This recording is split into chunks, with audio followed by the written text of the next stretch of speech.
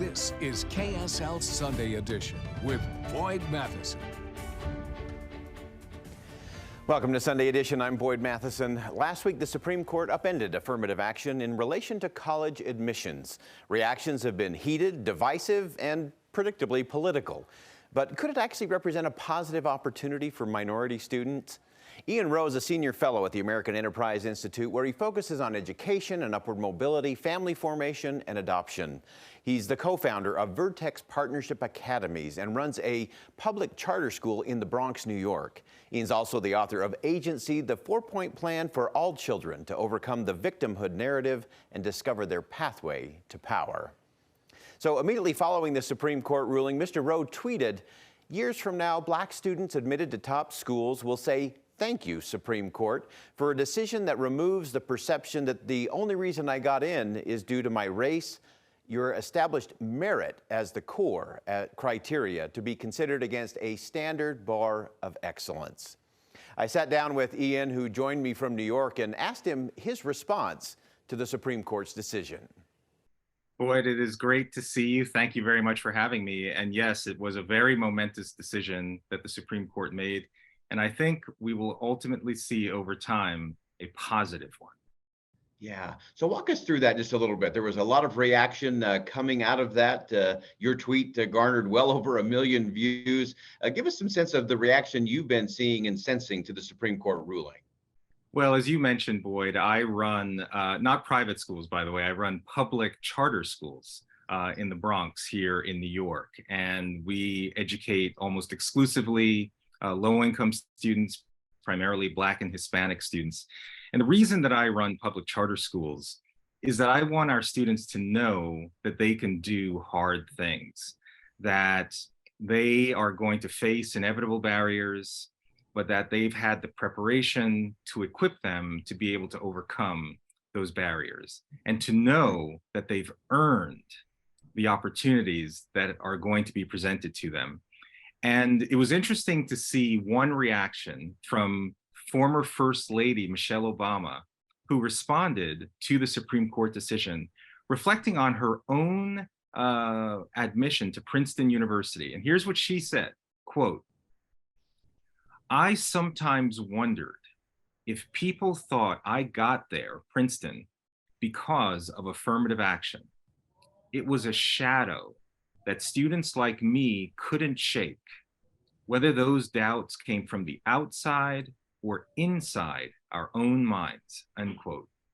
What Michelle Obama was representing there is something that unfortunately is the reality for many talented Black and minority students who were admitted into top tier colleges.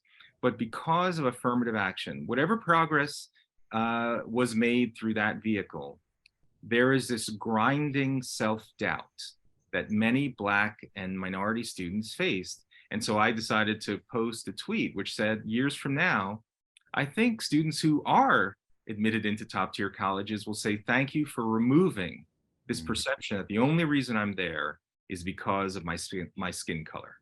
Yeah, so important. And one of the things that I love about the work that you do, Ian, is that it's data-driven, results-oriented. What are we actually producing? How are we actually helping these students? And you actually had a second tweet not long after that, talking about both the progress that had been made and some of the challenges that are still yet ahead. Yeah, you know, my hope is that this Supreme Court decision, which I do think is correct constitutionally, that we cannot elevate race as a single factor above all others to determine admissions. But one of the things I think that the decision will reveal is the urgency that we need to address not college admissions, but the level of preparedness of most incoming kids, particularly Black and minority kids coming into college. So I posted a tweet that took data from the National Center for Educational Statistics. And in this tweet, and it's often known as the nation's report card. So this is widely accepted and acknowledged as the gold standard of data relative to academic outcomes. In 2015, of all Black fourth grade students, 18% were reading at what's called proficient levels, according to the National Center for Education Statistics. 18% of Black fourth grade students. Now, fast forward 4 years, in 2019, now that same cohort, now at eighth grade, only 15% were reading at eighth grade proficient level. So actually a decrease. And so now it's 2023, 4 years later, based on all the available evidence, less than 20% of all Black now seniors, because again, it's the same cohort, are reading at grade proficient levels. The issue is not whether or not there's race-based affirmative action upon leaving high school. It's why is it that only 20% or less than of Black students are reading at proficiency level? Just to give you another data point, the College Board that produces and administers the SAT, each year they actually publish what the outcomes are along racial lines. And the SAT scores, the maximum score is 1,600. Typically, to get into a top tier school, you've got to get a score between 1,400 and 1,600 points. That's generally the range. Well, it turns out in 2021, the last year of availability, among the about 170,000 Black students that took that exam, took the SAT, only 1% scored in the 1,400 to 1,600 frame that is normally expected for top tier schools. The urgent issue we all have to acknowledge, if we are being honest about how we actually achieve upward mobility of Black students and students of all races, is how we improve the outcomes of a K-12 system that now is not achieving the goals that we know that we have to for all of our students. Yeah, and so as we look at that, Ian, just before we take a short break here, give us a sense in terms of why that reestablishing merit as part of this equation to upward mobility is so important. Well, we live in a society, what I would like to call an opportunity society, where individuals, if given the right resources, the right opportunities related to school choice, strong family, strong faith, that they have an equal shot, and that there's nothing holding them back or nothing giving them a special advantage, right? That's why the Supreme Court decided that simply because you're of a certain skin color, you shouldn't have an inherent advantage or disadvantage. The playing field has to be level. And what that means is merit is the ultimate differentiator of the reward that you receive based on your hard work, your diligence, your virtues, the actions that you take. Merit needs to be the standard by which all Americans and all students know how they're going to be judged. Well, Albert Einstein was purported to have said that he wasn't smarter than anyone else. He was just willing to stay with the question a little longer. So stay with us on Sunday Edition. We'll stay with our conversation with Ian Rowe and some questions around opportunity and upward mobility when we come back.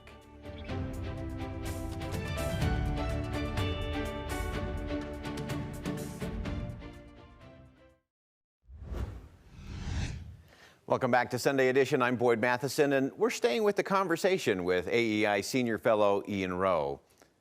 Ian, thank you so much for staying with us. This is such a crucial conversation. I want to dive into your book and the things that you've learned running a public charter school in the Bronx and what children really need to thrive and succeed. So first, just kind of give us the essence of your work and what you've learned, what the nation needs to know about this idea of free, F-R-E-E. Yes, thank you for the opportunity. Well, as you mentioned, I've run public charter schools in the Bronx, Lower East Side of Manhattan, for nearly 15 years now.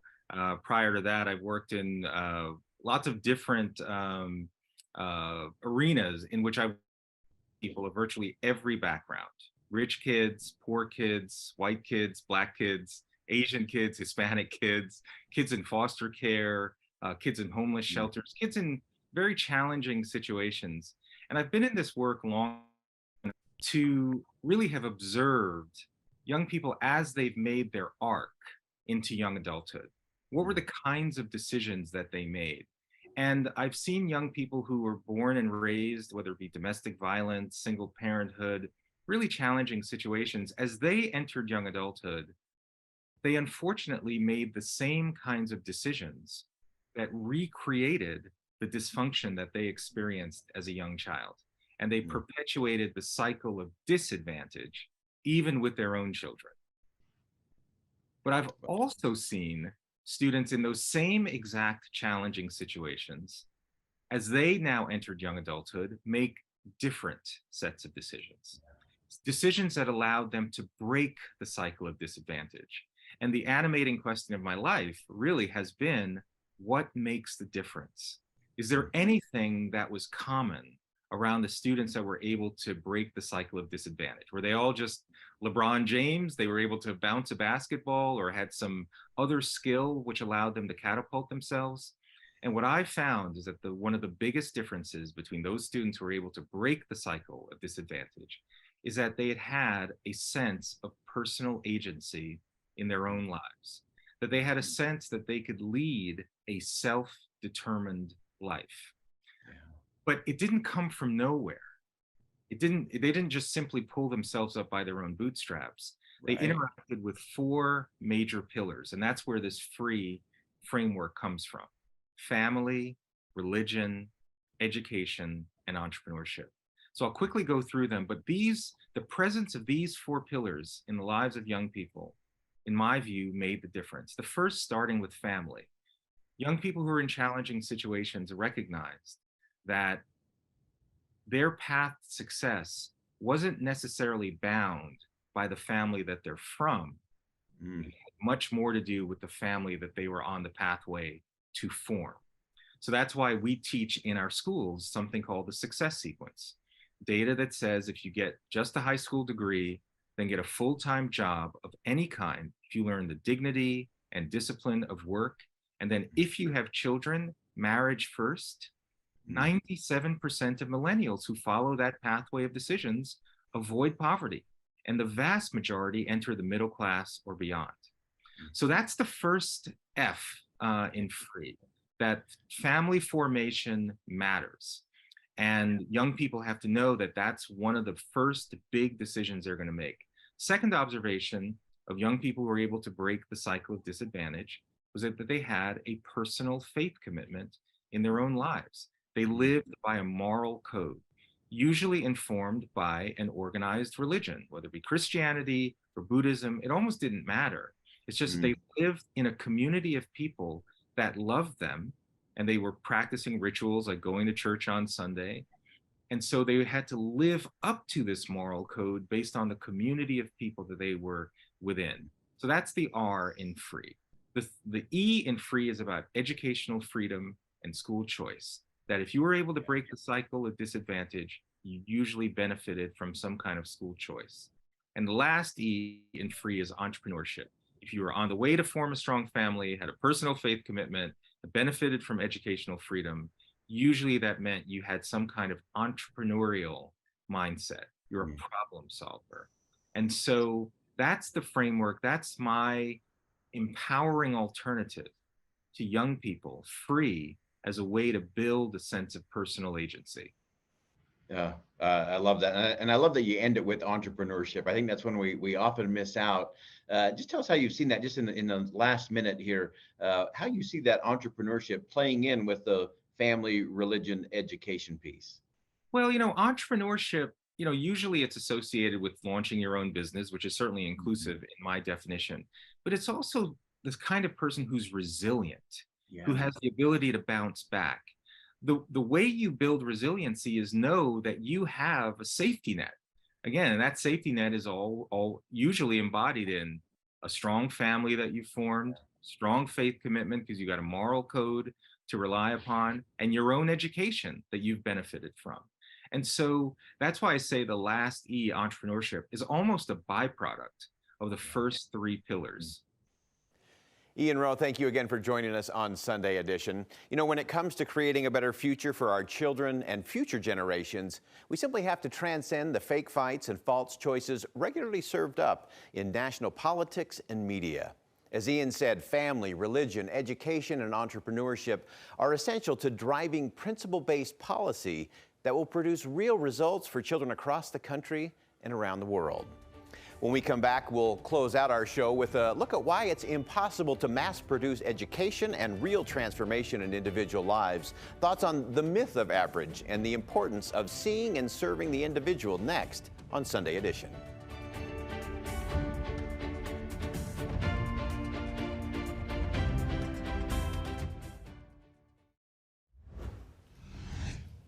Welcome back to Sunday Edition. You know, when Henry Ford introduced the assembly line for mass production of automobiles, many manufacturers modeled the efficiencies in their companies, sparking great growth and great improvement. And while mass production works for non-differentiated commodities, it does not work when it comes to serving, leading, or elevating individuals. Understanding why mass production methods don't work for people development is vital for leaders driving change in areas ranging from education to dealing with intergenerational poverty, executive development to athletic achievement, and from addiction recovery to spiritual development. Finding ways to individualize and customize a learning experience is a vital key to lasting change and improvement in people. In his book, The Myth of Average, author Todd Rose looked at the reasons why an assembly line style education system was failing American students. Rose actually used as his premise an example from the United States Air Force from the 1950s.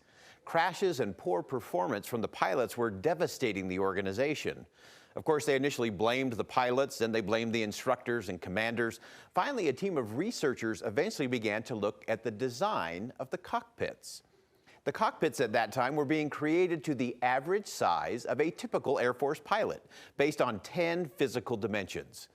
Over 4,000 airmen had had all those measurements taken and logged. And everyone on the team seemed convinced that such calculations producing the average pilot would transform cockpit efficiencies, reduce crashes, and increase positive performance. Now, to the surprise of most on the research team, out of the over 4,000 pilots measured, not a single one fit the average on all 10 dimensions.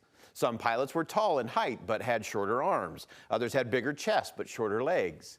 The big discovery was that there was really no such thing as an average pilot.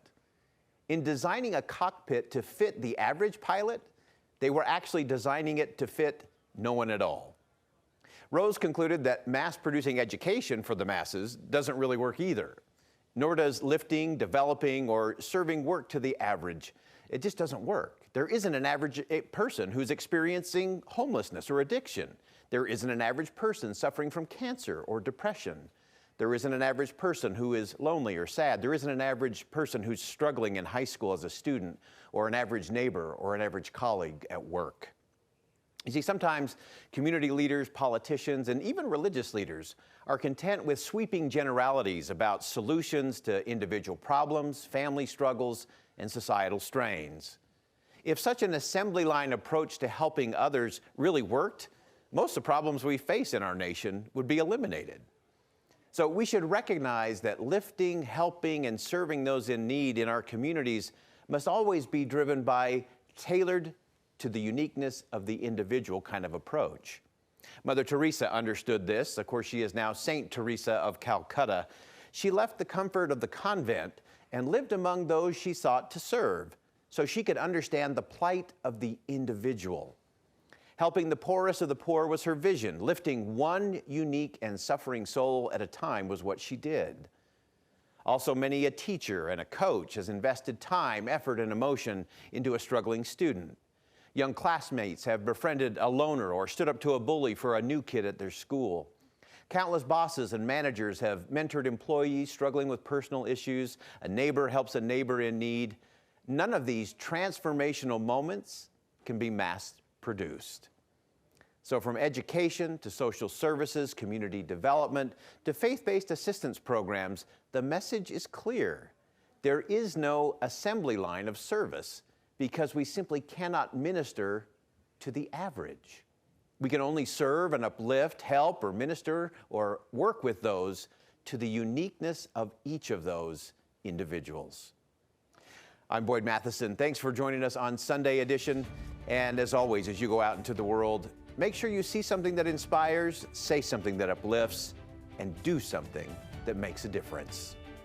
Music and the spoken word is next.